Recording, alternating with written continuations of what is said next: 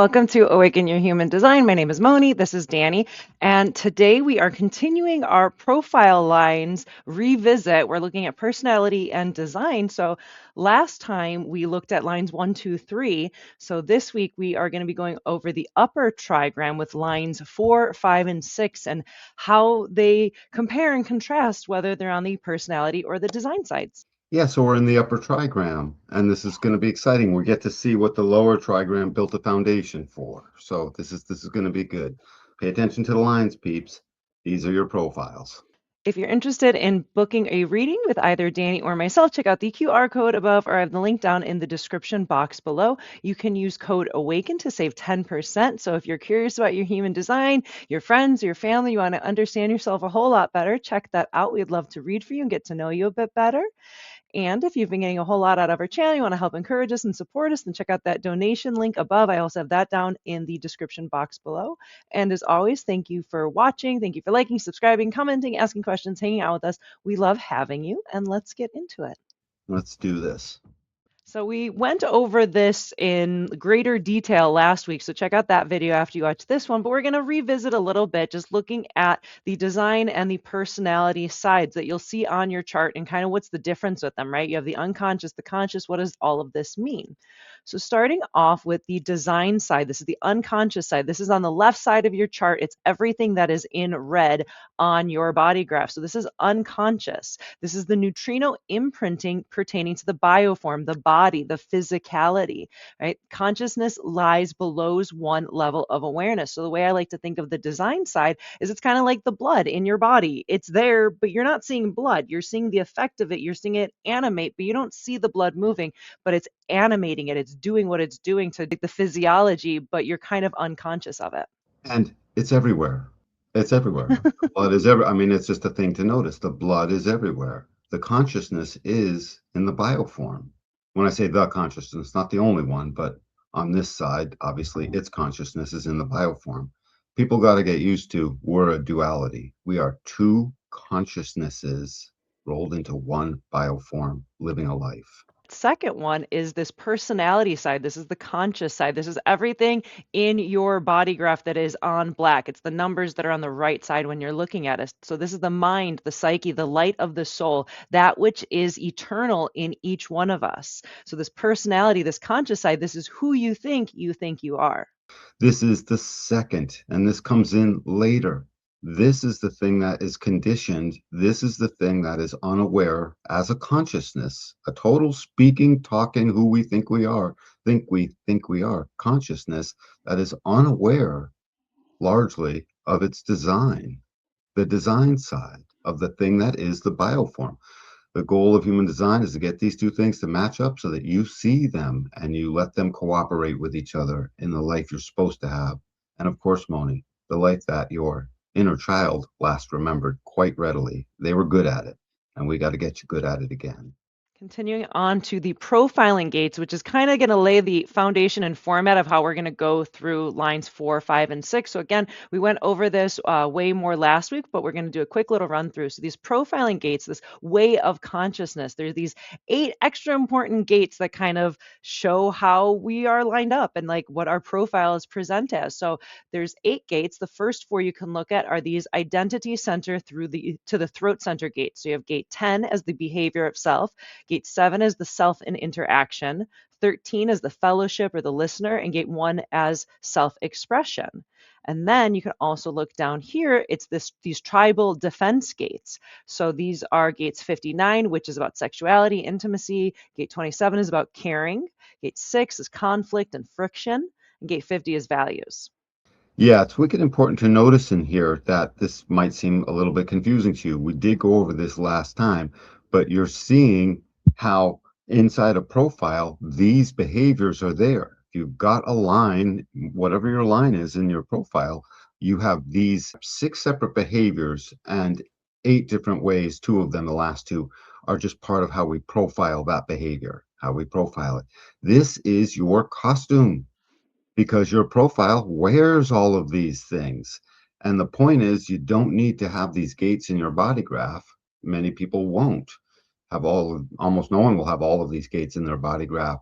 But because the genome is so intelligent and our human species is built on a platform designed for consciousness, these become behavioral roles that we fulfill as a costume to allow our incarnation cross to basically live out the life it's supposed to live. The incarnation cross lives in the costume, and the costume itself are all of these behaviors we have. So as we go through these lines 4, 5, and 6, we are talking specifically about your profile.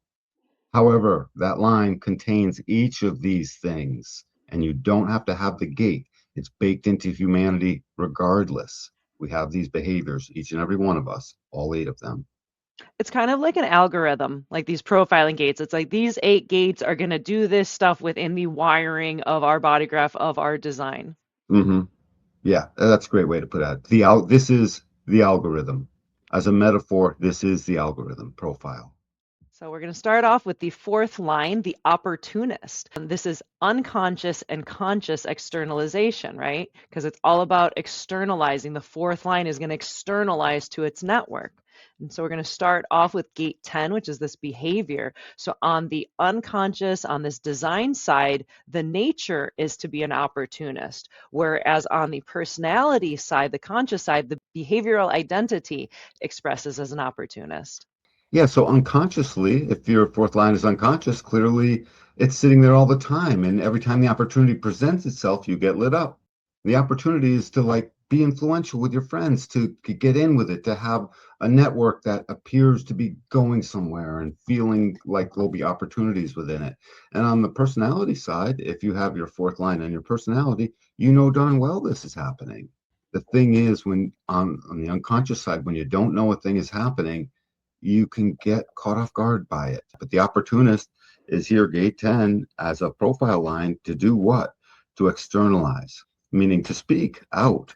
And they're not here to universalize to the whole world. They're here to externalize within their network. They build up a network.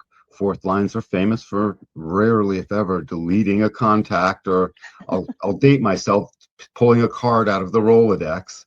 We used to actually have Rolodex. And so they just don't do it because they're friendly. They're all these things we're about to go through. The opportunist becomes the opportunist to live out all these others, 5 other roles and 7 other profiling gates in total that we're about to label underneath this. This is the main behavior of this opportunist line 4.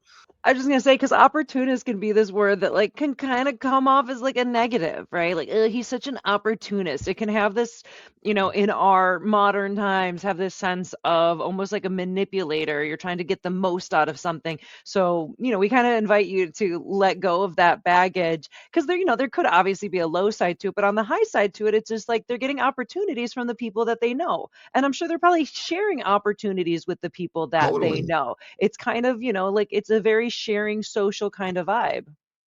The 4th line is the glue of humanity. It's the network marketer of humanity. It keeps all the talking in the town square going. It's this thing that holds us all together in so many ways because it needs to network. Look at network as the mycelium network. It connects all the trees. 4th lines do that. Through their fixedness, they got a thing to say and they stick with that thing. It's healthy for them. So finding the right network is even better. Continuing on to gate 7, right? And so as gate 7, it's the unconscious side, it's the type is the abdicator, the projected attitude of the abdicator, right? This gate 7 is, what is it, like the self and interaction. So it's like how they're interacting with others. Again, the difference between the design and the personality side is, one, you're aware of you're doing it. That's your projected attitude on the personality side. And so whatever your profile line is, if it's a line 4, you're living out this thing that abdicates, and you know it. And sometimes you feel bad about it and don't. And the word abdicate means give in. You give in a little. We're always giving an inch. It's part of what makes the glue work, because the glue is quite flexible in this one area. In other areas, the 4th line is not very flexible at all. But in this one area, it means a bunch of people are saying a bunch of stuff and you sort of disagree, but you abdicate your position a little bit because it's not quite important enough to really dig into. And yeah, it's not quite true where they're at, but you just abdicate a hair for your own self and for them, and everything still stays smoothly. Don't take that to mean they are actually only a pushover and they'll just keep abdicating. Sometimes the fourth line will, and that's when the strategy and authority will kick in and hopefully they'll stop. But ultimately, it's just there to ease the pressure of every situation as they arise. You'll see fourth lines just famously stepping in to hey, cooler heads. We're both a little bit right. This is an abdicator thing to say. Hey, everyone's going to have a point here. That's an abdicator thing to say. No fighting words needed. That's an abdicator thing to say. No, listen, I'm open. Maybe I'm a little wrong. That's an abdicator thing to say. Now, if you do that as a way of life too much, you can feel a little bit like a pushover. But if you're doing it and you don't even really notice it, don't let others tell you that you are. On the design side, you won't even necessarily notice it'll come out, and you could very much feel like you're being a pushover, but you're not. And I think it's like about being with the right people that aren't like taking advantage. They're not being jerks. They're not like hurting you, which then you go back into strategy and authority. So you're hanging out with the right people. And if you're with the right people that care about you and it's all good, then it's kind of natural to just kind of like give in a little. It's like you said, it's not important enough to fight about and ruin the network. Again, this mycelium network that you brought up is such a good analogy because Yeah, it's more important that there's a network connecting and then there's opportunities for everybody where it's like if we're going to fight about something stupid, it's going to ruin the opportunities and the possibility of the entire network to develop that foundation. Because the fourth line is the foundation of the upper trigram, right? That relationship of the fourth line and the first line. And so it makes sense that it wants to have a strong, solid foundation to share those networks, like that opportunity. And so it's just going to give in of like, I don't care enough to fight about this. Sure, whatever. Yeah, we're both right. We're both wrong. Let's move forward. totally, totally. It's actually a really cool thing. By the way, the reason the words are different on the design side, the blood versus the personality side, the who we think we are, the names are different, a little bit different. They strike a tone of what happens when something emerges. Remember, the left side are the tunnels, things come out of a tunnel. You can't tell what's in there.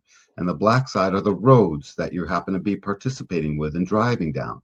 You drive past the tunnel, you can't tell what's about to come out of there until it emerges. That's the red.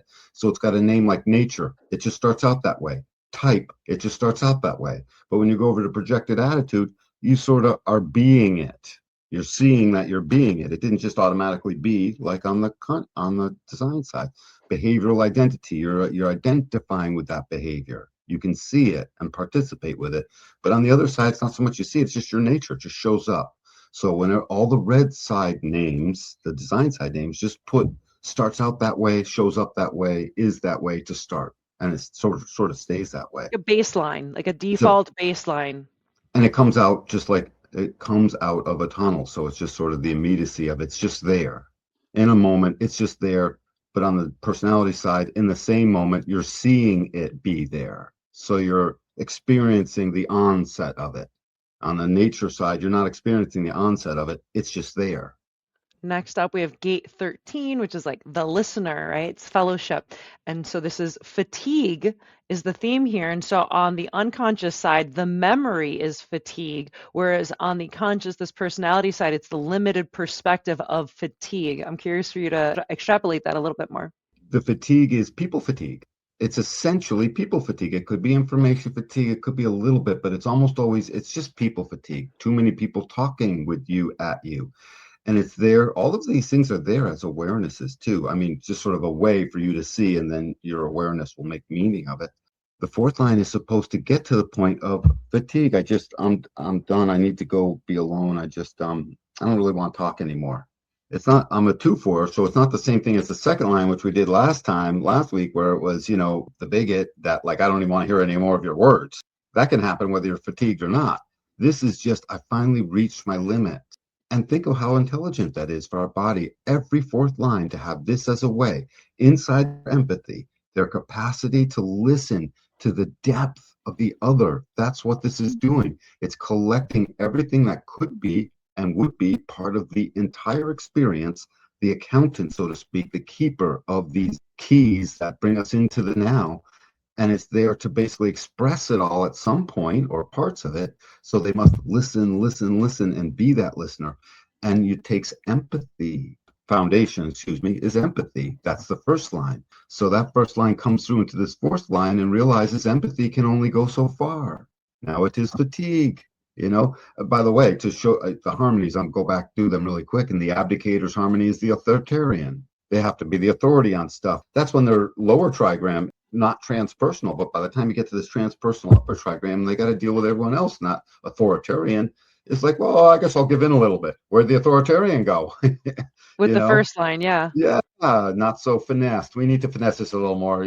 Well, now you got to be social. Like the lower Right, trigram, it's just the lower trigram. It's about me, me, me, me, me, me with that right. first line authoritarian. Whereas once you get into this upper trigram, this 4, 5, and 6, it's like, oh, yeah, there's other people that exist. Oh, I forgot about you. Look at that.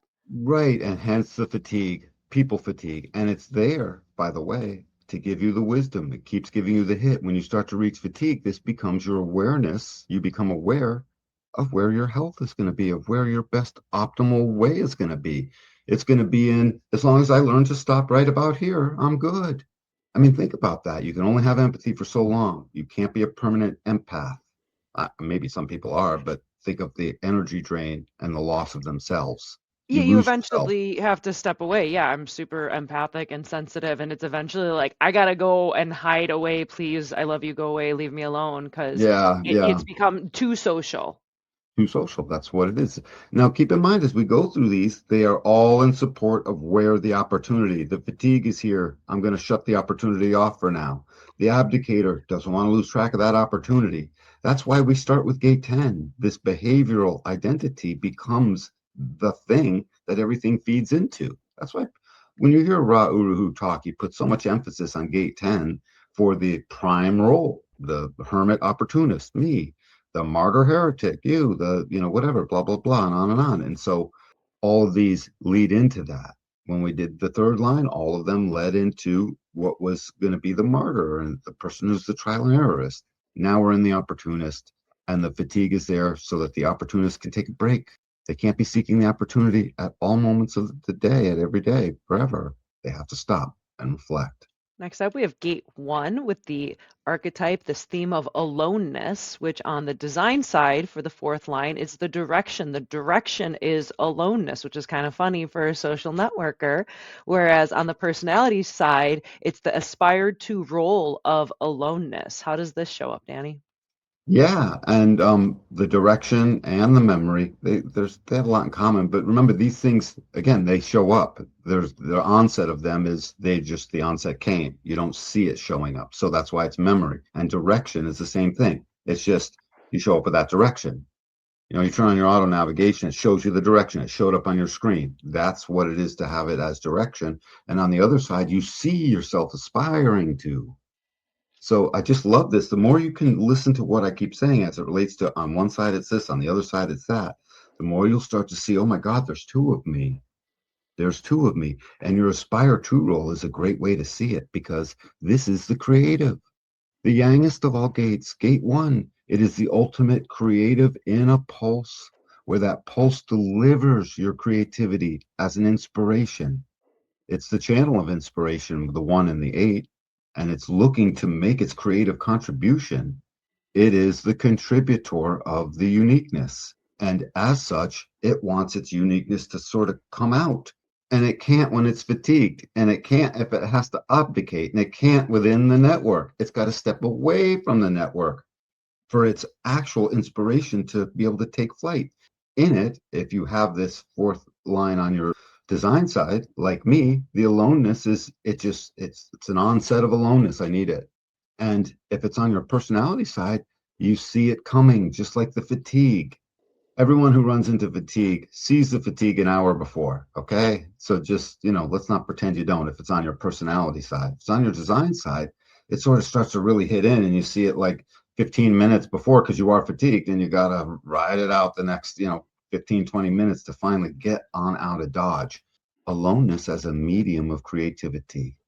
This is the yang, the thing that is creative beyond limitation. Everyone has, right, Moni, at moments, whatever was the limitation, the creation excelled beyond it for whatever reason. It happened in a pulse, meaning it's not up to you, it's just in a moment. It's there, it's not. I love that guy. I keep mentioning him, and I always forget the movie. The guy whose heart stopped. He's like, well, I have a little heart attack. Heart stop. It stopped beating again. It's like stop and start. And this thing, that's how it shows up. It just starts. It's independent of your will. So on the aspire to side, I am creative. I need to get alone. Oh yeah, I'm alone. I'm going to start writing my book. Boom. You're probably not going to start writing your book. Very often you'll find you just suddenly don't, because you're thinking about it and you're aspiring to, and now you're trying to interact because you're aware. You can see the onset of the creativity possibility, and that will tend to disorganize it. But on the direction side, it just shows up. There's an onset of that as a direction, and it shows our creativeness is our direction. So here's again the suit and this costume you're wearing, and a bow tie with it to be unique for this particular gate one aspect of our nature. And this is where you aspire to be a thing. Your direction is in your creativity. It's not in your abdication. It's not in how you deal with other people. It's not in your next job promotion, although you think you want it, and I guess you probably deserve it, hopefully.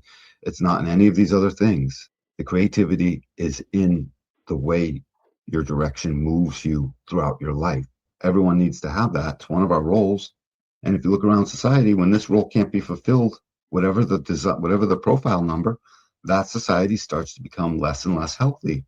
If you go into a draconian society where a strong man, an authoritarian, is going to tell you how to think, the creativity goes down, and the society slowly but surely loses its creativity. It's a pathway to death, frankly, if it goes on too long. So gate 59 is next. So this is sexuality. This is intimacy. So this is the confidant or not. So on the design side, that physical side, it's sexuality as the confidant or not. And on the personality side, it's the bonding strategy of being the confidant or not. On the design side, comes out of a tunnel. This is just how you are in the mating process, okay? And that needs to be a confidant or not. So it shows up for you on the design side. And sometimes it'll take you by surprise. This is a strong one because confidant or not takes time. And if you're a fourth line on the design side, just jumping into something, because gate 59 is where we disperse our seed, or if you're female, disperse yourself to receive the seed. I mean, that's what it is. It's like, It's just try funny. this, try that. That does sound funny. So this just pours out of you. And you'll notice you always get a little bit nervous if you don't know the person. You will struggle on the design side, not knowing why you're struggling, to know the person a little bit more before anything moves forward. Those are for the moments where things are moving too fast. Not everyone is meant to hop in the sack. That's all there is to it. Some Most people are. people, most people are not meant Yeah, to. you know what? Thank you, Moni. I spoke an old-fashioned term. Most people, I agree. I Yeah. agree. Well, those experiential people sort of are, but by and large, most people are not. But when you get to the personality side, you see it happening. It becomes a bonding strategy that you actually are relating to and you're partaking with.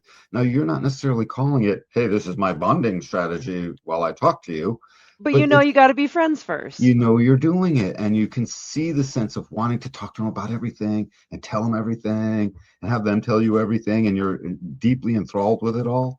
So on the design side, you could miss it, and it just stays at somewhat sexuality if you're not being yourself. And on the personality side, clearly you can overdo it because you're already running with it. It's who you think you are. This is where we get into the infamous friends zone.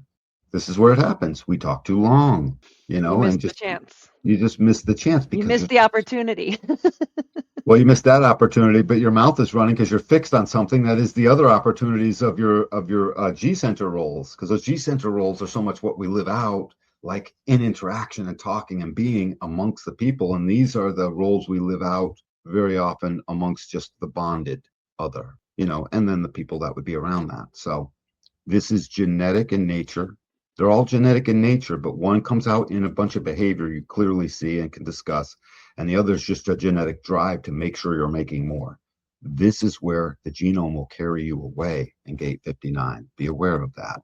This is where oops happens. Make sure you're friends, because if you're not, you'll be saying oops twice. So next up, we have gate 27, which is the benefactor, the dependent. So it's the design side, that physical body side. This is the humanity being the benefactor or the dependent, whereas on the personality side, it's security strategy. It sounds like a spleen roll, but that's different. Anyway, Well, the 27 would connect to the 50, which is the spleen. So there's a relationship. inside of our humanity, this is the Mother Teresa gate. This is the gate of the absolute caring and the giving. It's funny because as a foundation, it starts out with, I believe, selfishness. Yep. I have that. Yeah. I'm But aware. that's selfishness of tribal resource and capacity to generate what's required to care for the baby that was just made a moment earlier in our sexuality and in our bonding strategies. When we get into this, it sounds like a fourth line thing. It sounds like the teacher. All fourth lines are designed to be teachers at some point in time. They teach because of their externalizings. And the benefactor is the one who gives the information and the knowledge and just gives and teaches and has the capacity in their caring to keep giving. And the dependent is before they're ready to be a benefactor. These fourth line is a trajectory. That confidant or not, that's a trajectory inside a relationship. This is a trajectory in life. At every time when you care, you'll see you are moving from, at first you're the dependent. Hey, what's this new information? Someone's got to teach you. And then as you come to know, you become the benefactor. And think of what the benefactor is. Essentially, the archetype of the benefactor is the elder, man or woman, grandma or grandpa who just did it all right and has all the money in the family, and they just are the benefactor, and they dole out these opportunities for their loved ones, and everyone knows they can go to grandma and grandpa. They always have the right answer. They're like Grandma Pluto, and they always have the right juice, and they're there to give the resources needed in the form of how they nurture. I give of you my energy. And remember, part of the tribe is all about affection. So affection will come in here, and that will feel like support. So one of the things the benefactor is giving as a resource is their support. Think of what support does. It empowers the other to go do a thing. On one side, humanity, it just arrives. You are that way. On the other side, you're engaged with it. It is your security. You're seeing in advance that you're going to be doing this or not. Come to see these things inside of you. And then next up, we have gate 6. So this is this archetype, this theme of kindness or meanness, which on the design side is the wave resonance. On the personality side, it's the emotional resonance of kindness or meanness. Help us unpack that. The reason it's called resonance and wave is because it's speaking to how the sacral is about to fire up and empower the emotional system, the entire emotional system, all 7 gates in its entire process through the act of being generated awake. 1781, this thing got generated awake. And we've been with it ever since. And fourth line, just like the abdicator who gives in a little bit, if you give in too much, the kindness turns to meanness. That's one of the ways. If you're always fatigued too much, kindness turns to meanness. It has a starting point of kindness. All Mm-hmm. fourth lines are friendly. You run into them the first time, hey, just friendly. And everyone even says that about them. It comes through their aura. Again, this is the costume you're wearing. It's not a quiet earth tone costume amongst a bunch of earth tone colors in a building. It's standing out loud. This is all a loud Prince costume with every last accoutrement you can think All of. the All bells of and these whistles and things. feathers and fluff. Yes, yes, on a flaming Harley with a guitar over his back. This stuff stands out loud. All of these things, they broadcast themselves to the other inside your way. And that's why when you're a fourth line, people always just starting point. Oh, that's a friendly one. No, they're very friendly. They can do that when they don't even know you. You seem like a friendly one. They're correct. But those friendliness has a limit. And emotional waves do what? They go up and down. And this is generated. So what do we have? We have a 1 and a 0, an on and an off, a yes and a no. This stuff is generated, and that's why you see so much the kindness or meanness. It's just mimicking a yes or a no responsiveness from the sacral. It's its emotional resonance to being fired up from the sacral gate 59 into the solar plex that allows the solar plex to have life. As it does that, the kindness is supposed to turn to meanness. You're just supposed to govern that and witness it coming and witness it happening. So in the moments that it happens, you curtail it. You don't let it, because it's not supposed to be personal. But all too often we can take this incredibly personally. This is now in the awareness center. So the ask of you in your experiment is full on be emotionally aware of, oh my God, I just turned mean. That's what you're looking for, because it's hard to notice the kindness because you're always being it to one way or another, Yeah. especially as abdicating. You're just always sort of being it. And the opportunity looking, seeking brings you there to be it. But when you get to the emotional awareness and you look at it, well, it's kind. It's emotionally warm. The wave is up. By the way, you don't have to be emotional to be up on the kindness. It's like an up. We're all in this emotional world, period. You get that right, Moni. You don't have to be emotional to be high on your kindness, up in the emotional aspects of the wave. Now, you're not an emotional person if you're open there, so you're not on a wave that goes up and down like they do, but they're moving on the same thing in their wave. And it makes all of us move up. Oh, the kindness is so much better. Let's have a party. That they broke the deal. It's tribal. I got some stuff. But meanness comes in. So be aware of it, because if you're not, it gets run away with, and suddenly it does really mean things it can't take back, like call their employer and tell them they just did something. I mean, that's meanness. Yeah. It's stuff like that. But go on social media, say something mean. There you go. That's the archetype of an example. And then suddenly the algorithm isn't working for you very well, and you're getting all the wrong videos. Remember, this is your costume. Everyone sees this. And your beautiful incarnation cross is the you within the costume living itself out in its glorious, beautiful ways. Moni and I are vessels, so our vessel of love nature lives itself out within our costume, and we're only happy when we're being the vessel, and we're only healthy when we're living out the costume we're wearing, because everyone else is seeing it that way too. Kindness and meanness, watch this and let it make you aware of this dual nature. As a wave resonance on the design side, it just shows up. It shows up as almost like a hit. It does. It's a splenic hit. Well, So and here gate you six go. is impact. Boom. Totally impact, because now this is a hard thing. Benefactor, yeah, I'm being it. Kindness, it feels good. Meanness, it shows up, and it's like, but on the emotional resonance side, they're aware that it's not just an unconscious wave resonance, it's an emotional resonance that they're participating with going up on. I'm experiencing my meanness come on and be that way. And it shows up, and you start to deal with it and work with it. Now, if you let your mind start thinking about that meanness too much, mind can't help but to run away in a moment. But if you don't catch that with your strategy and authority and recognize that's not really me, I'm taking it personally. If I truly need to be mean, I'll respond that way. I'll have it in me. Sometimes you got to be mean to protect yourself. These are things in the world. Mostly, we're here to commune and live up to the master keynote of finding purpose and spirit driven through the love of the work we do into a beautiful direction towards beauty and trust, communion and loyalty. I'll say it over and over again. We want the kindness. Please recognize the meanness. It shows up. And then finally, we have gate 50, which is corruption or not.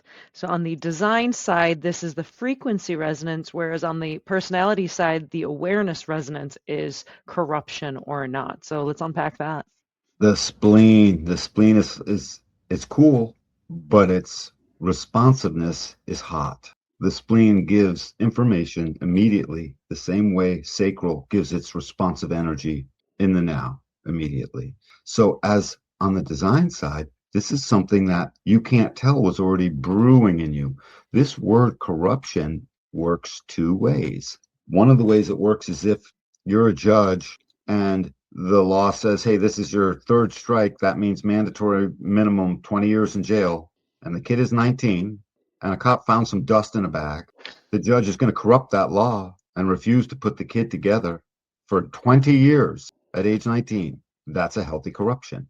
That doesn't necessarily meet the tribal values. Now, I'm saying that's a healthy corruption. There could be other tribes that say the exact opposite. That's why I say this goes both ways. They could say, that's an awful corruption. We made our rules. A deal's a deal. 20 years it is. I'm not going to lay judgment on that particular tribe. I'm just not going to join it.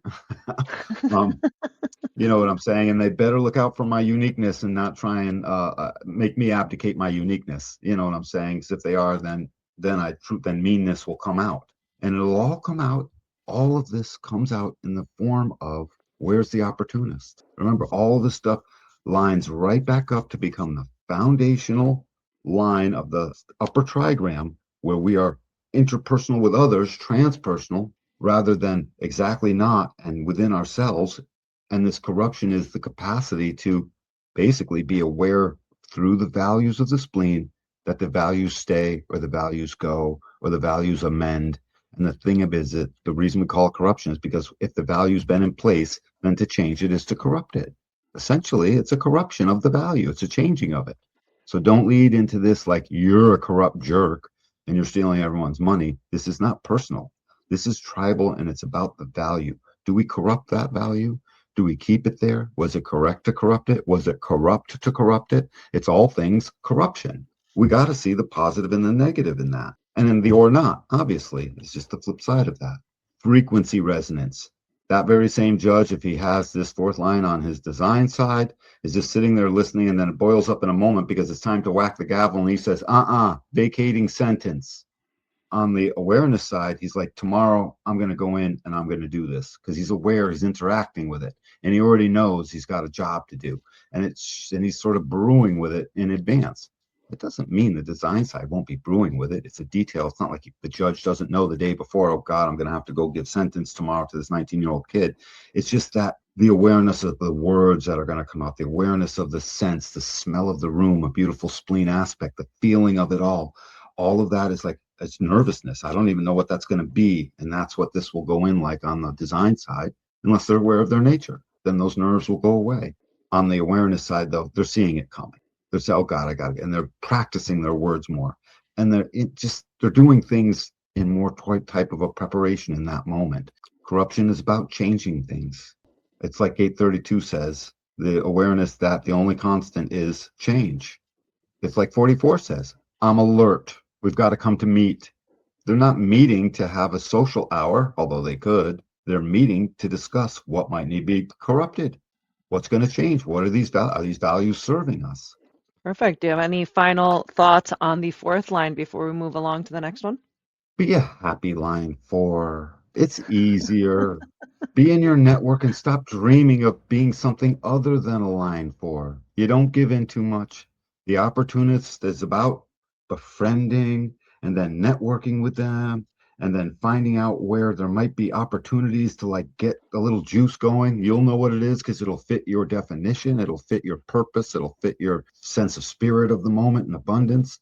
And then recognize the opportunist is there to be influential one way, shape, or form. So just be your fixed little self and move on from friends who don't like it.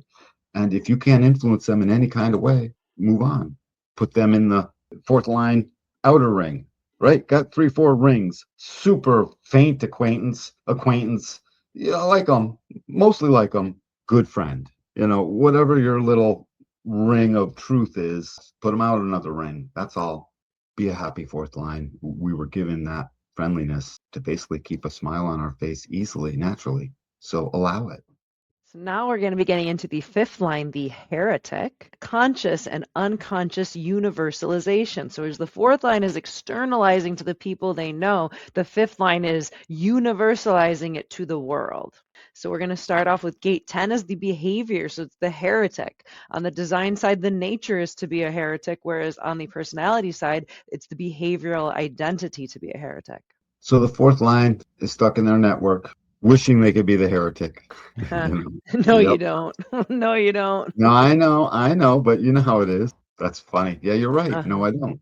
But being a heretic is rough. Yeah, it is. Moni's a 3-5, so it's in her unconscious, so it's always showing up. It sure does. It's in her nature, not in her behavior. Yeah, it's funny. Yep. And there's just such a striking difference from where we left, where your opportunities are coming from your network, period. That's where your opportunities come from. If you seek outwardly for them, you don't find them. But here, go wherever, because your opportunities are going to come universally. It's not like they're not still looking for an opportunity to influence, an opportunity to be unique as themselves. This is upper trigram transpersonal. So, and like people you don't know, whereas like the fourth line does well with people they do know. And I'm like, I do better probably with people I don't know. Right. I mean, that's one of the ways to look at it. Or people, right, exactly. Fifth lines are going to have a much smaller imprint of their friends, most likely, but not always. They tend to have more limited groups because they've got to be more practical.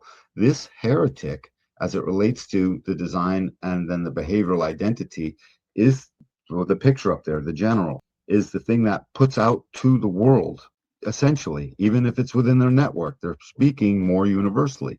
The heretic is the person for whom the other receives the message more universally. I could say a message one way, and you could say the same message, and yours is received more universally, and mine is received like the networker that, good, that's friendly Dan. Received or rejected more universally. Right, right. Thank you for that. Exactly. When mine's rejected, I just abdicate. They're like, no, that's okay. We'll talk tomorrow, maybe, or something, because I'm fixed. I'm still coming When back. mine's rejected, I get burnt at the stake. Yeah, or you bounce quick. Yeah. So before Yes. that, right, right. Um, Bounce or get burned. Bounce or burn, baby. So why does the heretic burn? Because people are projecting upon it. This is a line of projection. It's the most severe of the two. And where is it? Where is its harmony? Its harmony is in the hermit. No wonder the hermit's projection field goes and isolates. It knows better accidentally. This knows it would like to, but it can't because the projection field is from the other onto it, that it will be a saint, that it will be a general, that it will be standing up in the moment of crisis. Fifth line's part of their heresy is when they're trying to do stuff outside of crisis. They need a crisis in order for their general to come out. And Mm. also, yeah. And also, the heretic itself is a heretic because they bring, if you're universalizing and you're a man or woman on this God's green earth, you are unique. The chances of your stuff being heretical to other people is very high. Heretical just means we don't do it that way here. We're the kingdom with the butter side up, not the buttered side down. You're a heretic for bringing something new. Ra would tell the story of the heretic as just the person who's the stranger who comes into town and tells everyone, hey, there's going to be a flood. You have to build an ark.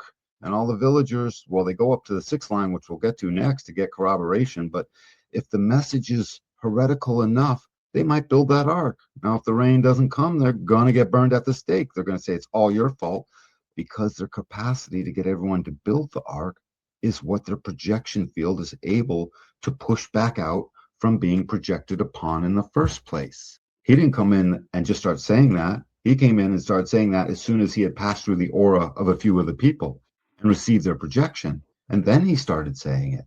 That's the practical matter. So he received their projection. He started saying it. He may have planned to do it all along, but it didn't matter. It was the projection field that made the others line up. I can't get that done as a mere externalizer. If you get that wrong, you're a heretic. Also, in the not self world, routinely, if you get it even a little bit wrong, you're burned at the stake. If you don't even live up to what they project on you and you never even agreed to it, you're a heretic and they will besmirch you. The heretic and this nature and this behavioral identity is willing to stand there and do it anyway. At the end of the day, this is that. I'm sorry, I bring the universal truth. I'm bringing my truth, and that behavioral identity becomes a fairly steadfast thing. And if it gets burned at the stake too much, it's got to get out of Dodge. And if it turns out to be the right universalizer, it gets praised with all of the glory. The Mm-hmm. general won the day. And it's too bad there's not a lot more in between on that. Yeah. Just realize this is a projection field upon you. The others projecting upon you that you will save them in crisis, that you will be what they want, that whatever it's about their hopes and dreams. And I mean, it's that profound. It is their actual hopes and dreams. They just don't know it that way because most of the things are mundane in nature.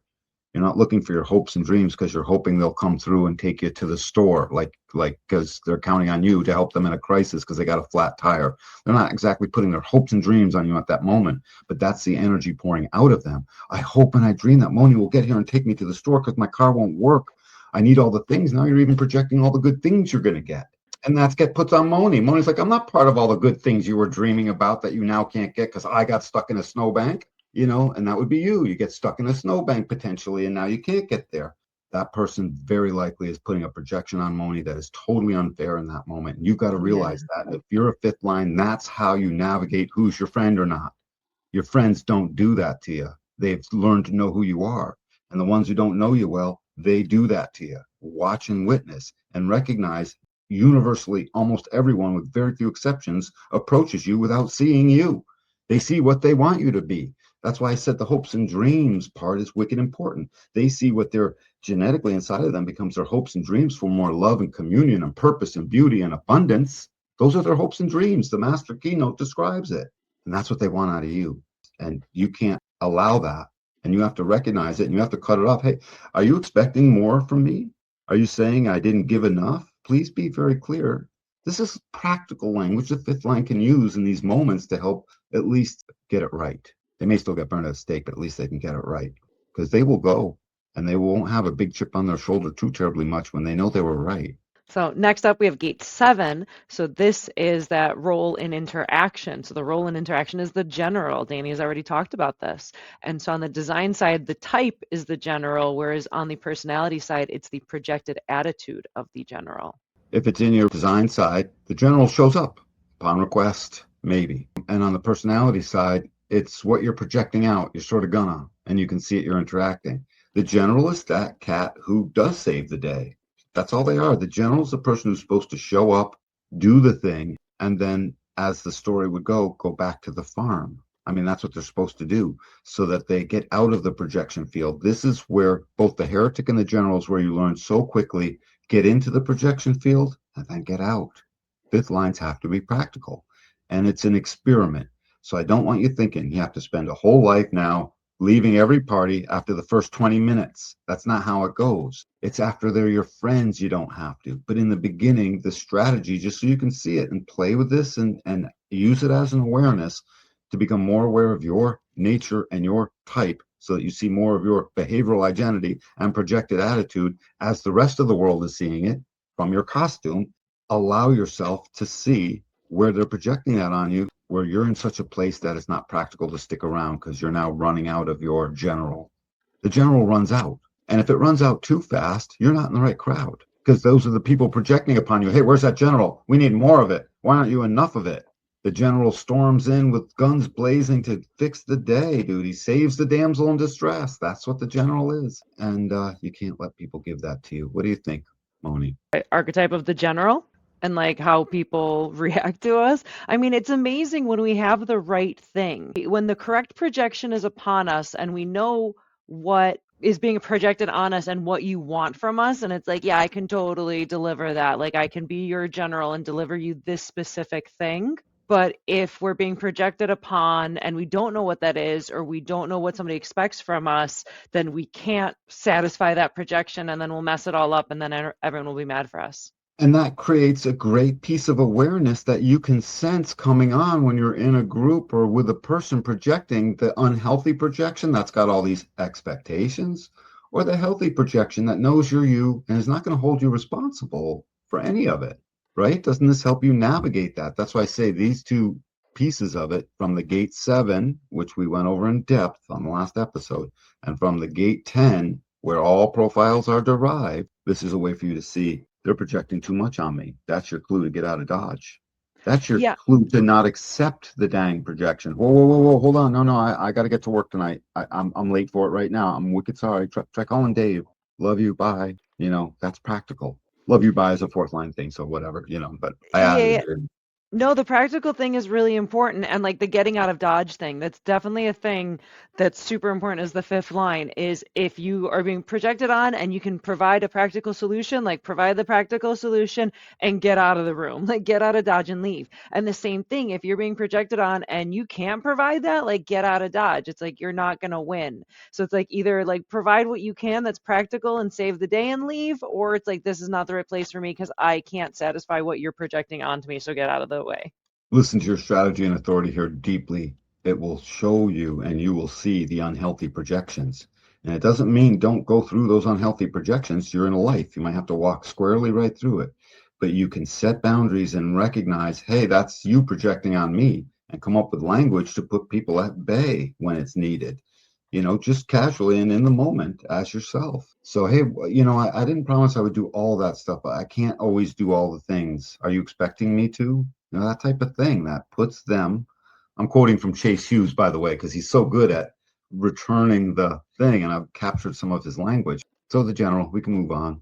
So next up, we have gate 13. So this is the witness, the storyteller, the storykeeper.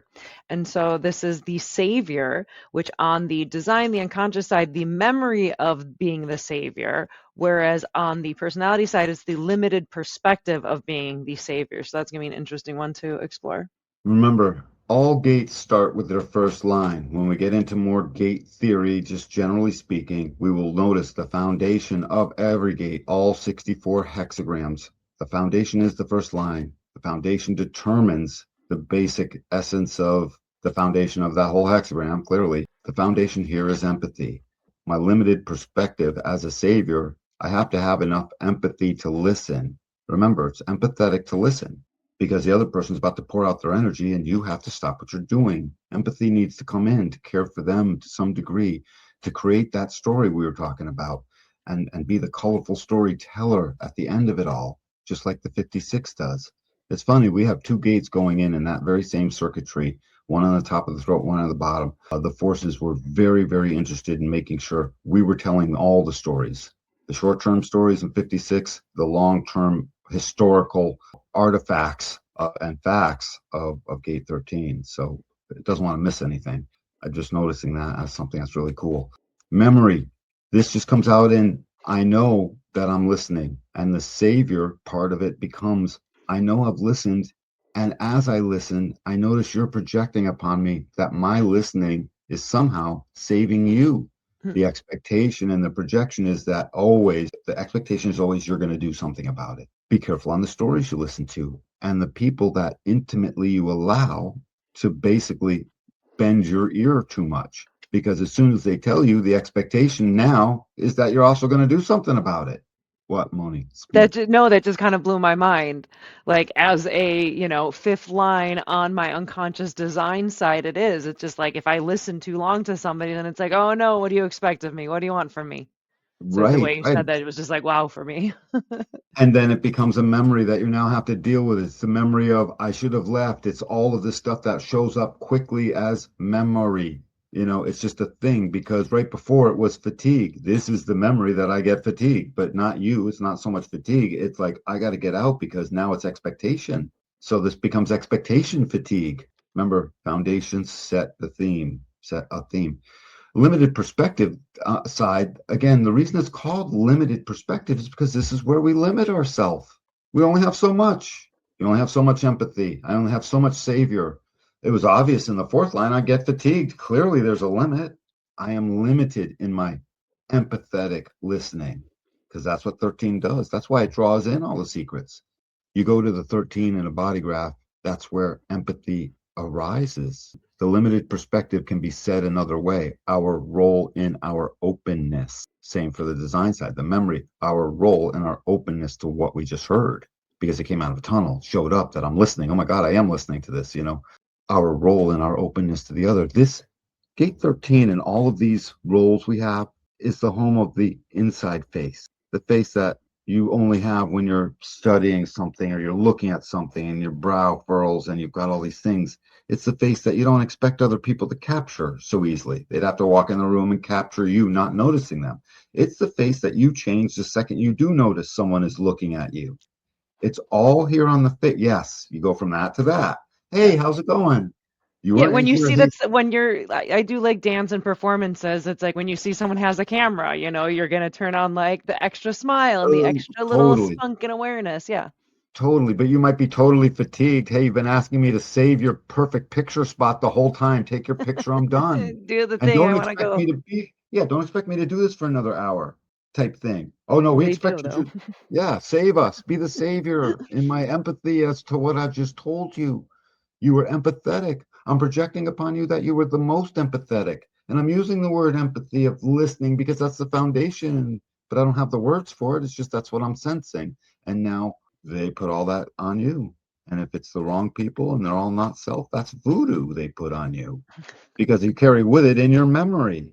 You Ugh. carry it with it through your limited perspective. You're already limiting it. And if that's all there was there, that's voodoo. No good. Don't let them put that voodoo on you and you tell them.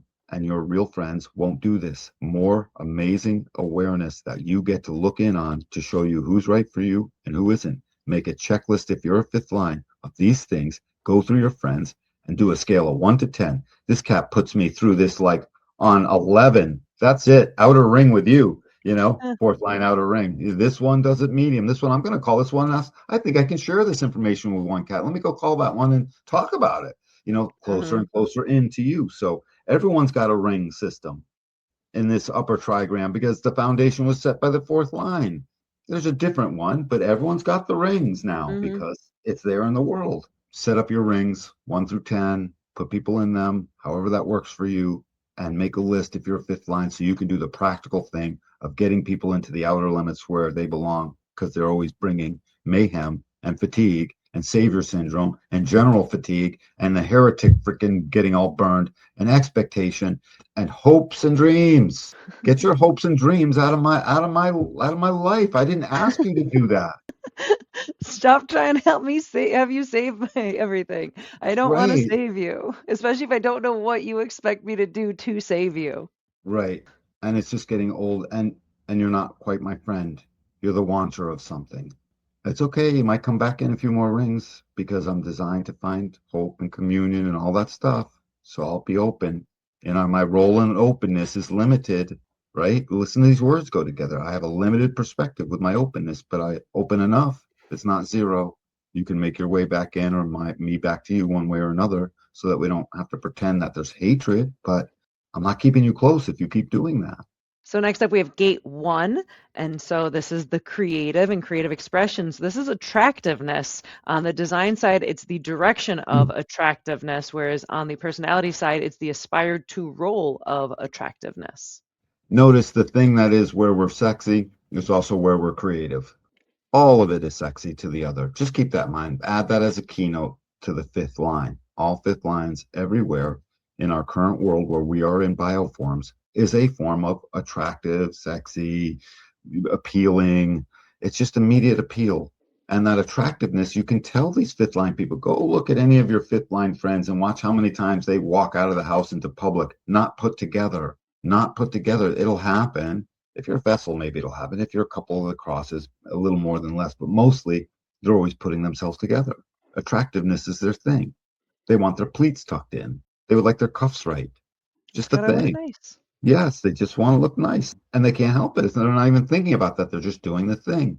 That attractiveness attracts. And the thing is, aspire to role. Where are we? We're in gate 1. Gate 1, the yang, the creative. And so this is where we aspire to be our unique selves, that thing that all of these other behaviors serves. Technically, even the heretic serves partly the aspire to role, and the aspire to role serves the heretic because they're both individual gates. So these ones talk together an awful lot, and they are here for a type of heresy, and it starts with a certain amount of attractiveness. You know what happens when you're too attractive? All the other people talk about you behind your back. That's a common thing. Or one way, shape, or form try to sully a reputation. That happens. Those aren't your friends out into the outer rings or beyond. Realize that when you're being the attractive, it's showing up in all of your creative pursuit.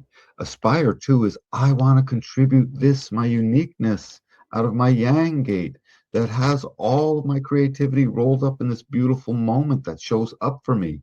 So it's prettiness and attractiveness in what you just painted. It's attractiveness in how you put on your display because you're a server. It's your attractiveness and it is your look at my creative presentation. Dude, it's just green eggs and ham. I know, but it's gorgeous, isn't it? Well, if we're always going to be projected upon, it's like you have to put your best foot forward. Because Absolutely. otherwise they're going to be like, look at this slub. Look at this, like, Yes. nothing. And as you put your best foot forward, it becomes the attractiveness. And this is your creativity is wrapped up in making it look good. That's not to say your creativity is vain. It's not it at all. You could be Einstein with suddenly the moment of creation of E equals MC squared. And he is spending his time making the right Roman letters for it before he sends it off to his friend to look at it. It's not just if he was a fifth line in that way, he would make sure there was little doodads on those letters to make it the A right little calligraphy. filigree, a little Yes, flair. yes, and that the words they use when they write poetry are pretty. Everything is about this attractiveness that they are. And so it has nothing to do with vanity of creation. It has everything to do with how they create and where their unique creative self is. The melancholy in gate 1, of course, is that I'm not unique and no one sees me as unique. I can't get my uniqueness out. So just take that as the truth for why this is so important. And we do aspire to it. If we don't aspire, we become sad. And the sadness is there to remind you, hey, aspire to something yourself, not what I ask you to be, what your strategy and authority ultimately guides you to. We're here in a consciousness field, and the consciousness field is pinged and rang and struck so that everyone else hears it most admirably through this attractiveness that aspires to do something creative. If your mind gets involved, you're just doing it for the sake of attracting. If your mind's not involved and you're just being yourself, the attractiveness is natural and you can't miss it. Can't miss it. By the way, of course, this attractiveness is why fifth lines are seen as sexy. It's literally, you can correlate attractiveness to being sexy, and it'll show up again and when we get to the 59. Now we have gate 59, which is about sexuality. This is intimacy. This is the seducer and the seduced. So on the design side, the sexuality presents as the seducer or the seduced on this body expression, whereas on the personality side, it's the bonding strategy of the seducer or the seduced. On the design side, this is what shows up. That's why in the sexuality, when I said suddenly you find out you're being friends or not, here, same thing. Suddenly you find out you're in the seducer and seduced role because it's onsetting itself upon you because someone found you attractive and they basically projected upon you that you're going to save them and that you're a good listener and that you can get stuff done. And suddenly that's attractive. And then suddenly they're feeling seduced by you or they're trying to seduce you. And it's happening all the time with fifth lines. One of the reasons they have to duck out and hide behind the curtain on the second floor, peering out. Remember the image in the house. The fourth line is on the second floor, just period, networking with people, and it's open to public. It's open for business, and you can see in there. You can look up and see. Oh, let me get up there. That looks like the right place to go to a restaurant. Let's eat up there. But the fifth line is that restaurant with all the cachet that you're not even sure if you need a reservation for. And that's the fifth line is in one of the side rooms on that second floor, looking down on everything and just pulling the curtain back enough so that other people are looking up, wondering what's in there. What's in there? That's how the attraction field is in everyone. Everyone's always like, "Ooh, what is that?" Me, the natural, I have a projection field, but they're not looking for attractiveness. They're just like, "Oh, that creative little bugger. What is he into?" It's not leading to attractiveness necessarily. It might. You never know. I'm shy, and if they knock on my window enough, maybe they'll call me out sexually and intimately and bondingly.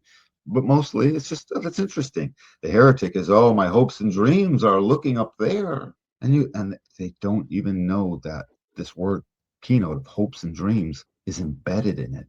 It's absolute. It's not like a fanciful thing that they one hope and one dream. It's all of them. They are projecting that on you, pertinent to the moment and beyond. Hopes and dreams, like I said, Moni's going to get me to the store. But this seduction, anyways, back to that. This is how you bond. You see it coming, and don't let you think you're shallow, and don't let it think you're Don Juan always and only that way, and that's how you're going to get by in life, because you'll be very unhappy. It won't be very attractive. You'll be very unhappy. Not the right people are being saved for you.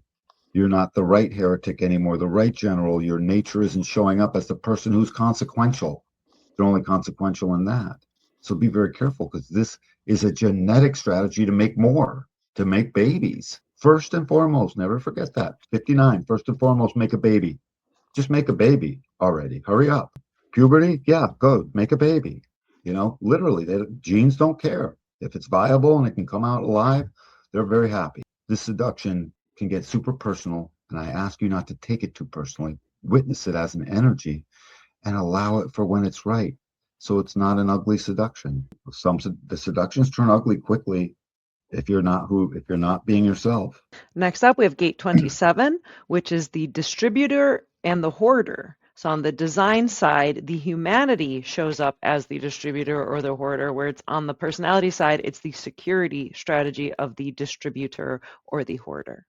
And notice on all these upper trigram, basically the humanity of them all, because this becomes our security strategy in gate 27. That is, when we get into this upper trigram, you see this distributor hoarder thing that appears to be more as it relates to everyone else. And that's what's supposed to happen here. Its humanity and how it cares is something that just shows up. It's always distributing the resources. Again, they're going to have the same themes as set by the foundation line of line 4. So the benefactor is the distributor. They're pretty much the same thing, except this is a distributor that is attractive and potentially seductive. Oh, they're going to distribute all the goods. But the benefactor is just going to teach me, and he loves me, and he's a friend, and it's confidant or not. So it's not the same seduction at all. One is very seductive, and the distributor turns into the hoarder when they think they don't have enough. When their not self says, I am in a lack mentality. When my not self says, I'm on that lower vibration, that's all I need. Not I love to have, not I give. and then they become the hoarder and they hoard everything. However, there is a natural flow to this. You have to be a hoarder once in a while to basically, this is tribal after all. Once in a while, you have to circle your wagons, but then the hoarder can turn extreme and suddenly you end up with a house where you can't even move in or out of. Yeah, it's kind of like you need to take inventory and like, what do I have? Because in order to distribute it, you have to know what you have. So you kind of have to like collect stuff to then be able to distribute it when appropriate. But yeah, if it goes into like a weird misaligned place, then yeah, you're hanging on to too much, or you're hoarding and not distributing. And then you have, like you just said, a house where you can't like function in.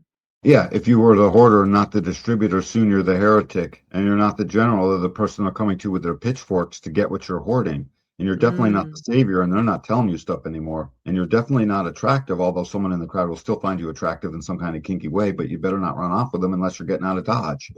And it's going to get weird. And it's going to get really weird. Next up, we have gate 6, which is selflessness or selfishness. So on the design body side, this the wave resonance, whereas on the personality, it's the emotional resonance of selflessness or selfishness. This is our emotional capacity to become selfish for ourselves and or to give. It's the same thing as the hoarder that starts to distribute. That's now it's selfless. But look at these words. Oh, I'm projecting upon them that they're going to distribute the goods, that they're the selfless one. Well, go pound sand. I don't have to live, again, a threadbare, selfless life. I can be selfless at the practical moments that I want, not because you projected it upon me. So this is about learning the selflessness that is right for you, because selflessness is just another word in a way for altruistic. I'll just give it to them. I love it. We have enough. Selfless, distribute, to give, and all of it again with these. Notice the roles as it relates to the G center are these sort of one word things, and as it relates to when we get down below, it's a back and forth, more of a genetic process. Oh, that's a neat observation. Yeah. Well, it's always been that way because the four ones on top are these behaviors. They're not meant yet for the genetic role to seduce, to make more, to distribute, to tribal, to this, to that. They're not tribal. There are directional roles. So there's just a direction that it's going in with the identity to the throat with these top 4, whereas the bottom 4 have this like this and this because it's Mm-hmm. this tribal dynamic. That's cool. That's a really cool observation. Thanks for that one. Yep. It's all tribal, so it's different. So one of the things, so this wave resonance, this emotional awareness is the awareness that I'm feeling supportive, and the selflessness more comes out.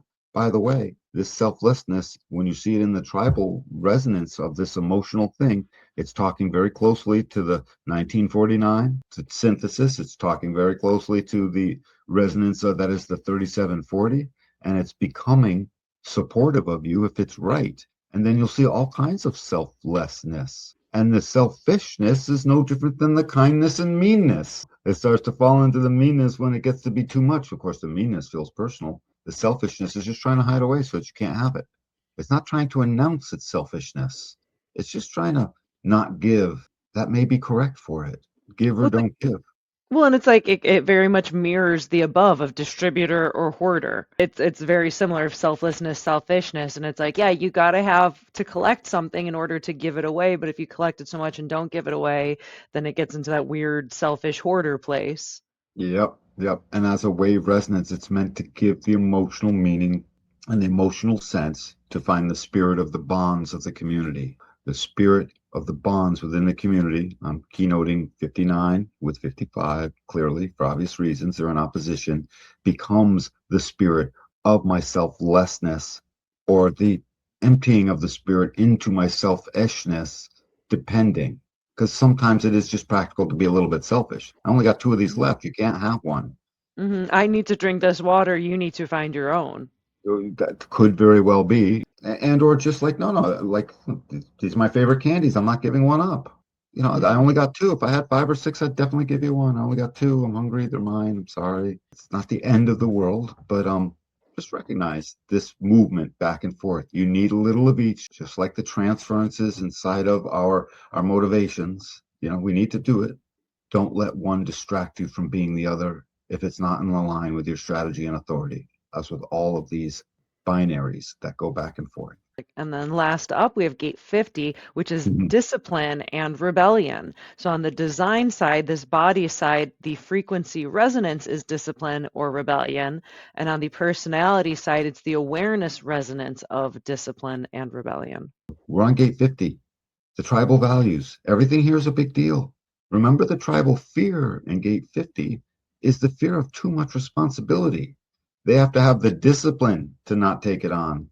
And or they have to fifth line general, savior, attract everyone else, seduce them into doing it because they have to hoard stuff because it's not going right. It's time to be selfish and we need rebellion. That can happen. This rebellion is against the need for discipline because the general's already on the right side of things. Or it's rebellion as a not self that just wants to hoard and selfishly seduce into something that is not even for them. The discipline is also being disciplined.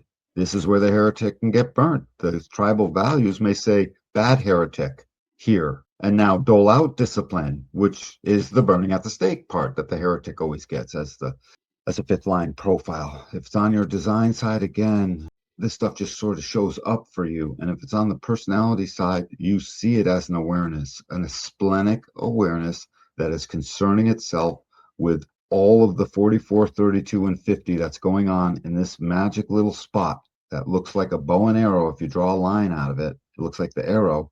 This is the shot into the spleen that gives us our survival awareness. Basically, allow your spleen to be what it is and follow your strategy and authority, because the frequency of this awareness to bring the right values into the tribe to ensure its caring and ensure its survival is to know where the discipline is needed and where the rebellion is needed, just like you need to know where to corrupt the law or not, just like you need to know all of the other or nots, and including these ones. Fantastic. Any final thoughts about the fifth line before we move on? Dude, get over it already. People are attracted to you. Use that to your advantage. It's totally cool. Find your best friends and make sure they stay your best friends. Make sure they're your best friends, those good ones. Find them. Set up your rings to go out. Kick them out to the outer rings. You know, you're on the outside now, baby, or somewhere in the middle.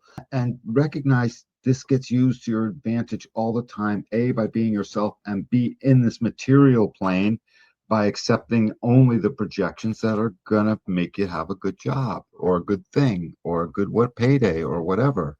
You can use this to your advantage. If it's time for a raise, the heretic can go in and ask for it. Stuff like that. Learn where you're listening too much. Learn when you shouldn't even be listening. That's the thing. Fourth lines can say, oh, I'll listen, and they get fatigued. Fifth lines will be like, I can't even hear that. Don't ask, don't tell, baby. Come on. Learn all of these things and learn where is it practical to be the one that's going to stand by your values, because that sometimes is a heretic and it brings the uniqueness that others don't want, or you're a total clown and you deserve it. So one or the other. So now we're moving on to the sixth line. So this is the role model. This is unconscious and conscious transition. So we're going to start off with gate 10. That's the behavior. On the design side, the nature is the role model, where on the personality side, it's the behavioral identity of the role model. Words for the sixth line. Sixth line's hard because they live that third line process clearly. So I'm not even going to talk about that other than it's embedded. So for the first 28 and a half years, the sixth line lives out as a third line. So you have to go to that line to see it in the gate. Just starting at the sixth line, they go up onto a roof. The sixth line needs to know they have a 3-part life cycle. They start out with trial and error, literally. They bump into so many things that around the age of 28 and 30, they go up what's called up on the roof, meaning they just get from subjective to objective, and they start looking at everything, and they're licking their wounds from all of their things that they consider as mistakes in their old life. And if they're wise already, they start to realize those weren't really mistakes. I needed it. Quickly, they start to learn, no, I did need all of those lessons. That's the objective part. They start to get objective when they look back on their pessimistic past. I shouldn't say pessimistic only, but when they look upon their past and they recognize, oh dear Lord, I did a lot of things. Maybe some of them I wish I hadn't done, but I needed it. I needed to learn, and here I am. So I'm going to learn from that. That's what the 6-line trajectory is to get this type objective. It now becomes aloof in this moment. That's the 6 line's job. Not so aloof that they just don't talk to anybody. Aloof to where they have reined in their group that is going to affect and influence them to relatively small amount, you know what I mean, to the people who are inside.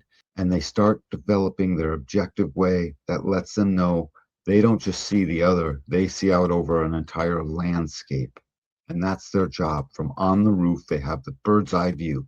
The sixth line job is to be a role model. What is this role model? It's the simplest thing in the world as it relates to how to describe it.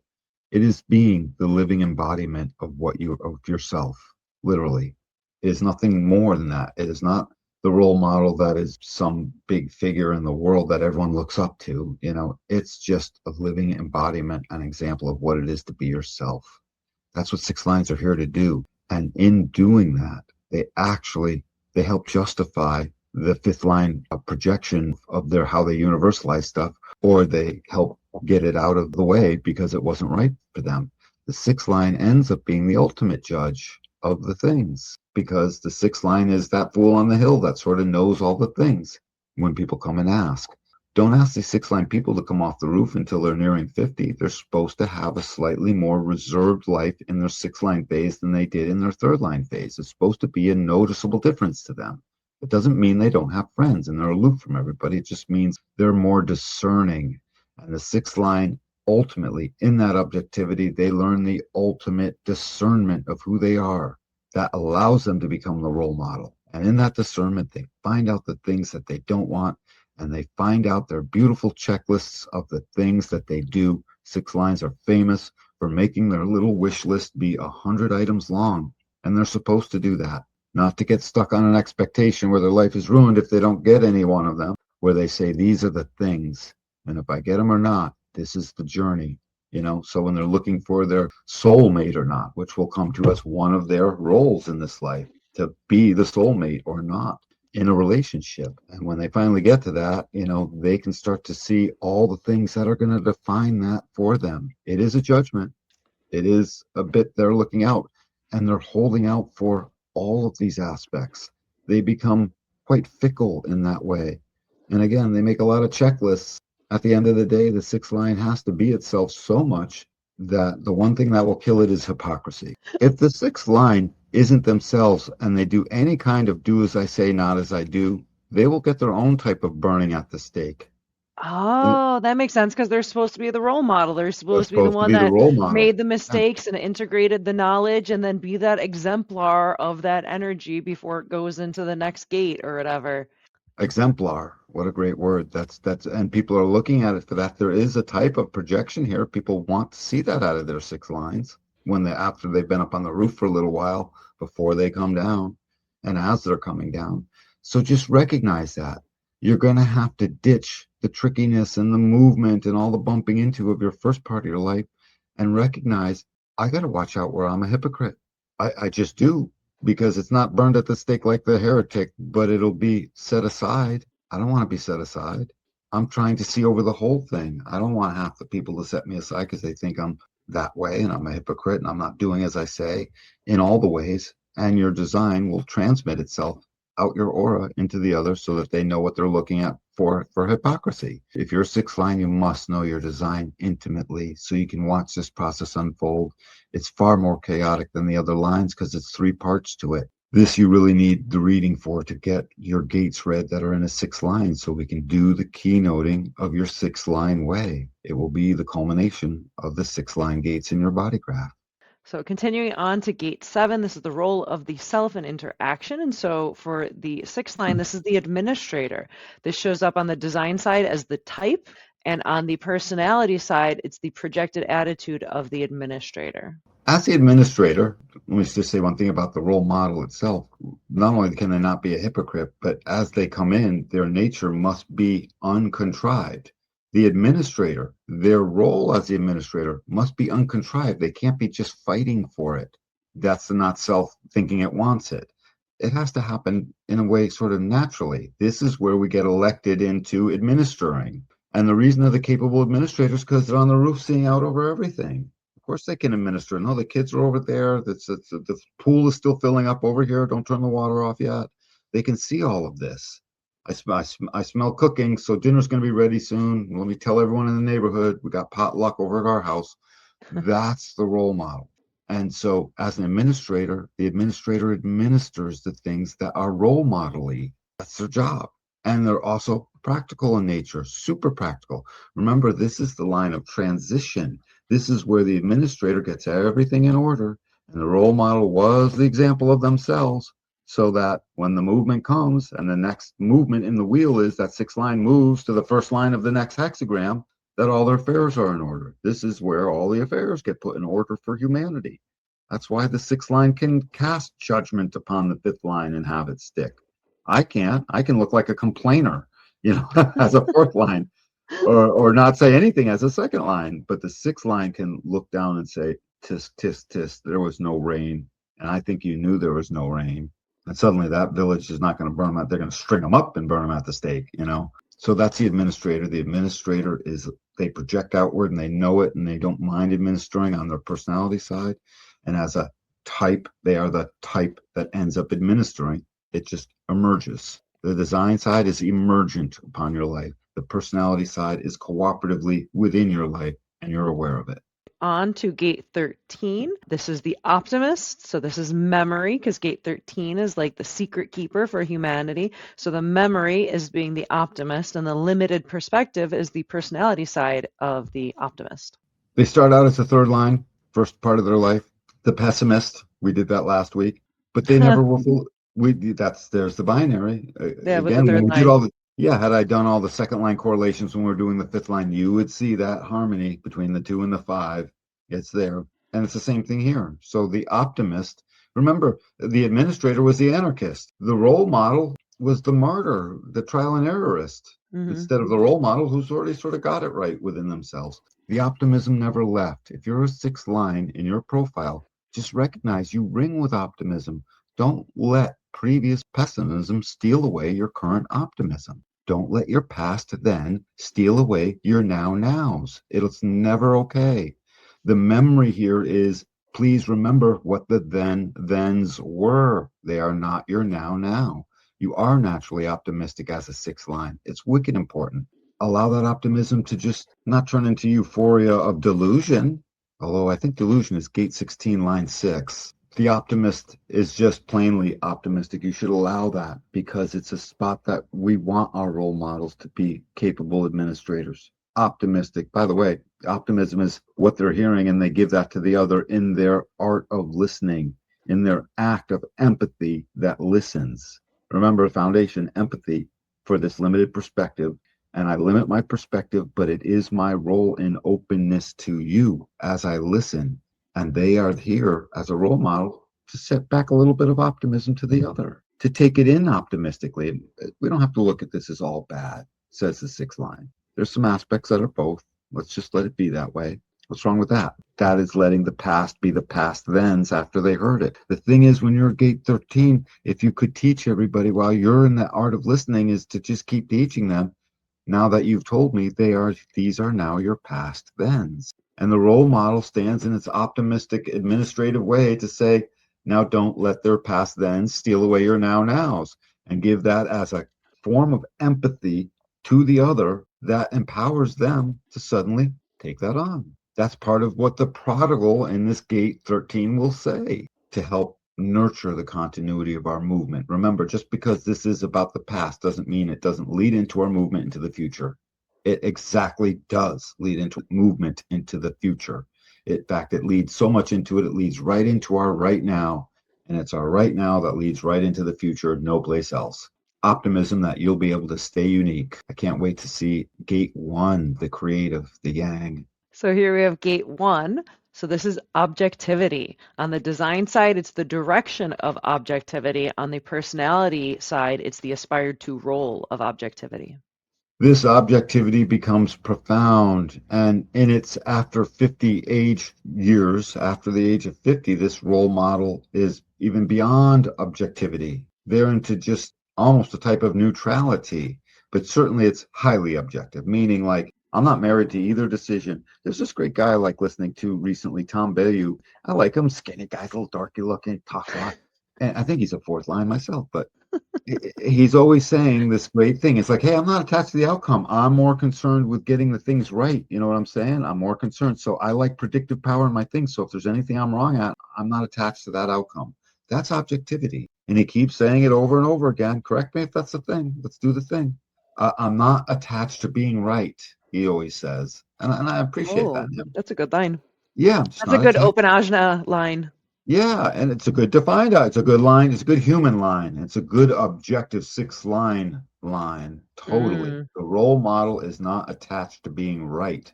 They're attached in what they said. They're attached to having the information and remaining optimistic while they objectively find out what might be correct ultimately. mm, Because they have a full-blown college education on what it's like to do trial and error and get it wrong and learn what doesn't work.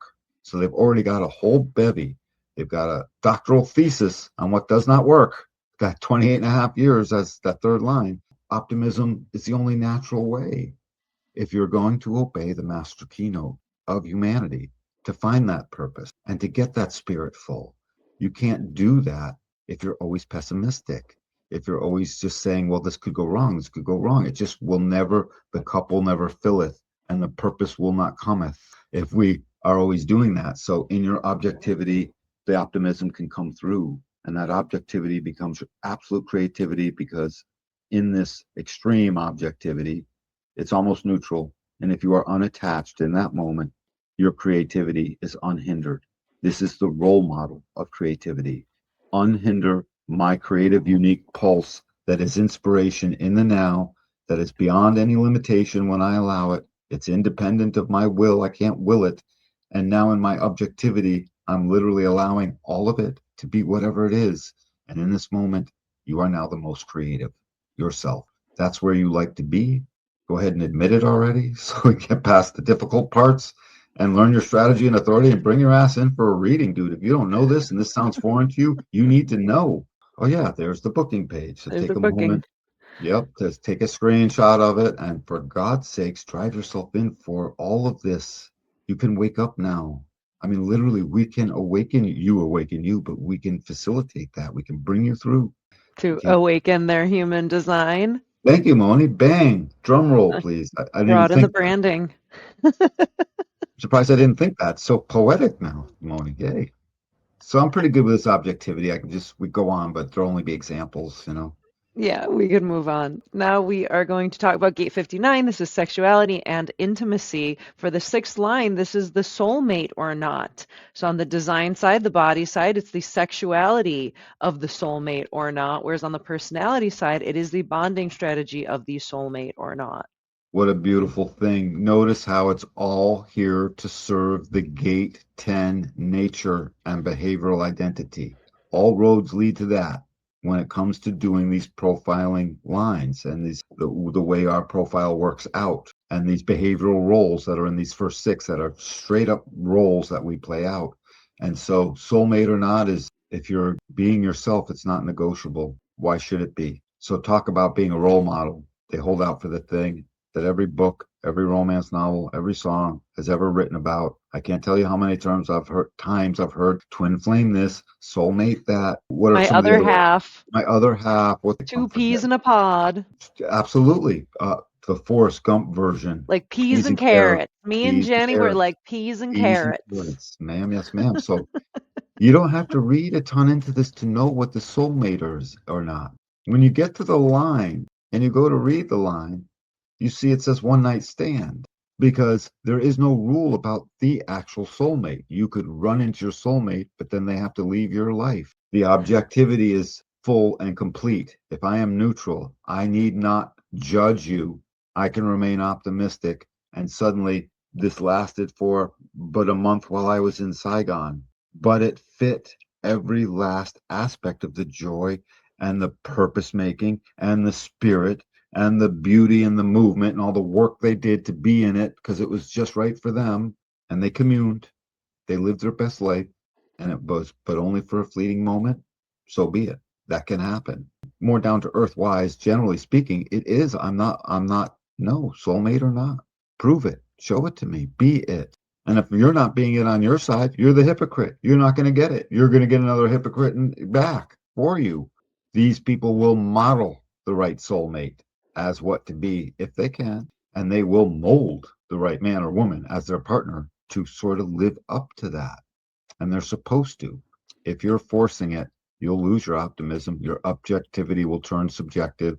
Your administration of it all will turn anarchistic, and you won't be a role model. You'll be making and breaking bonds. So we don't want you going there. And that's why, Moni threw up that reading icon so you could take your screenshot and book it. I'm pretty good with soulmate or not because I think everyone is familiar with this. This is one of those phrases where it is very much like what we understand it. Unlike corruption, which is like, gotta let people know. You got to unpack it. Yeah, soulmate, you can vibe with that. Moving forward, we are going to talk about gate 27. So this is caring, right? This is tribal caring. So this is trust or not. On the design side, it's the humanity of trust or not. On the personality side, it's the security strategy of trusting or not. Talk about a tribal aspect. Tribes people, they have to trust. There has to be loyalty. I mean, that's a problem if they're not. The deal and the bond get broken. No good. This trust is as absolute as the soulmate or not. Is as absolute as what the optimist is supposed to be allowing themselves to see. I've spoken to plenty of six-line people as I tell them this stuff, and I point out the optimism in them, the optimist that they actually are. And that's in their listening to the other, and they don't necessarily believe it yet. But tough, you are. Life's a box of chocolates, mama said. And it's this trust or not, it's the same thing. Think about it, it's on the nurture side of the sacral. This is where we protect the life we just made on the soulmate or not side of the sacral. You have to have a great deal of trust, or you won't know when to be selfish and when to be selfless. You won't know all the other roles we heard when we were talking about this particular aspect of gate 27. Gate 6 ordains the other 6 lines. Gate 6 can almost be seen as separate or not. And notice everything here is putting in good, clean, well-organized order what's needed before transition. This is the packing of the bags before we go on the trip. We need it all. We don't want to leave without any of the things in order and the house nice and neat so we can come back to a clean house and a double check that all the stoves are off and blah, blah, blah, right? We want our house in order. And this trust or not is getting it in order. If I can't trust you, I can't do it. That's what the role model is supposed to be amplifying out to the world and being emblematic of, that they are the model of you can trust me. Because when they are this, they're the ones that are supposed to be trusted. Don't be a hypocrite here. This is on the tribal side that will cut your head off. It's tribal and you're messing with the protection of our babies. If you are a hypocrite here and we can't trust you, we got a problem. Because now the living life is here. We aren't making the life on the other side, but we've got a very tribal genetic way of caring on this side, and it has to be all the way up to trustworthy. And then moving forward to gate 6. So this is friction and impact in the tribe. So this is sympathy and apathy. On the design side, the wave resonance of sympathy and apathy. And on the personality side, it's the emotional resonance of sympathy and apathy. Again, wave resonance, it shows up upon you. It is emergent. You're not quite in with it and participating with it, but the emotional side you are. On the personality side, through the emotional resonance you are. Again, why we give these things 2 different names. The wave just happens, but the emotions are something you're participating with. This sympathy, apathy is an emotional process. Do you remember what it was for the 4th line? I think it was kindness, meanness for confidant or not.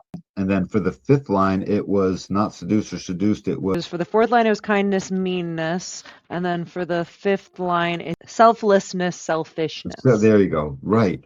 And these are emotional processes. And when we finally get to sympathy, apathy, the role model themselves must know in its truth, in its trust, through its soulmate or not, that they must sooner or later turn apathetic. In our body, we call it apoptosis. Same thing.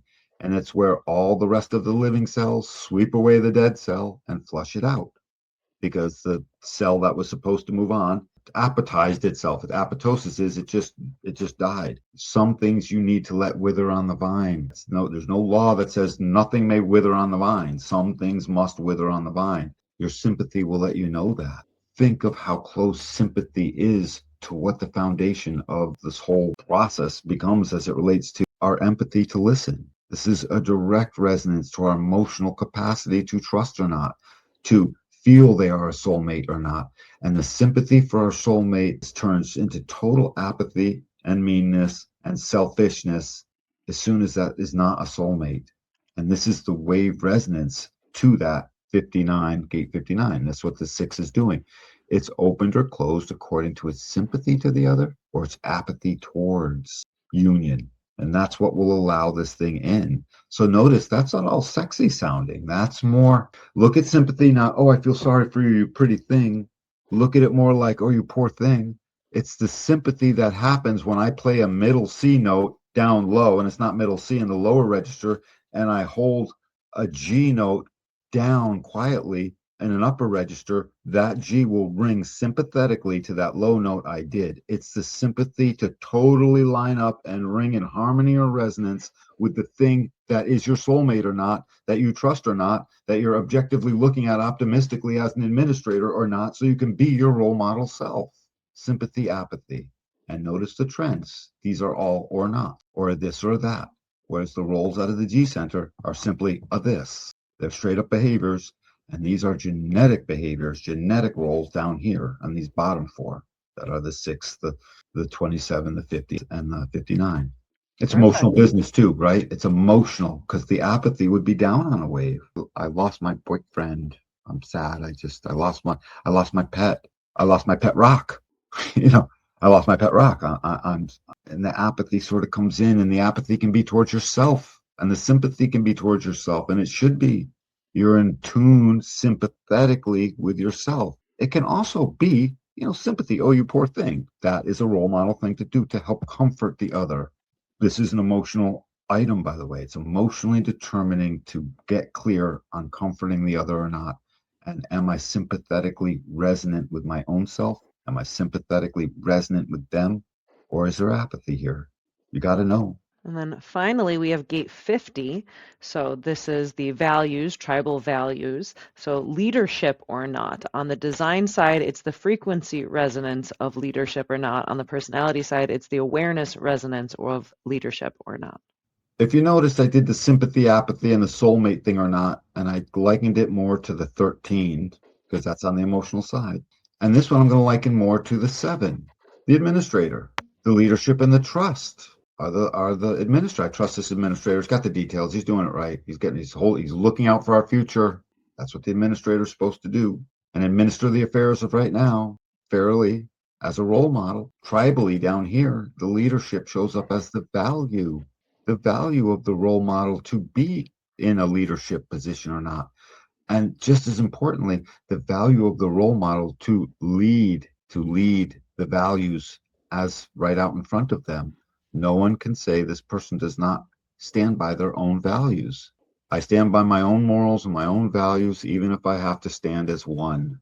And that's why sometimes the role model ends up as the one night stand or nothing else, because they stand by their values if they're being themselves, because hypocrisy is on the other side of that, and they can't do it. If they do, they'll suffer.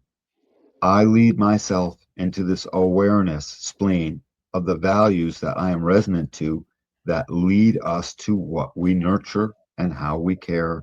It is tribal, it will support, it will be loyal, and this leadership will lead us through to the master keynote of the abundance of our spirit as it relates to our direction, and that we're getting our gate 28 purpose fulfilled, leadership to all of that. And by the way, the or not, you're the role model. You don't have to step into leadership. You can witness what others lead.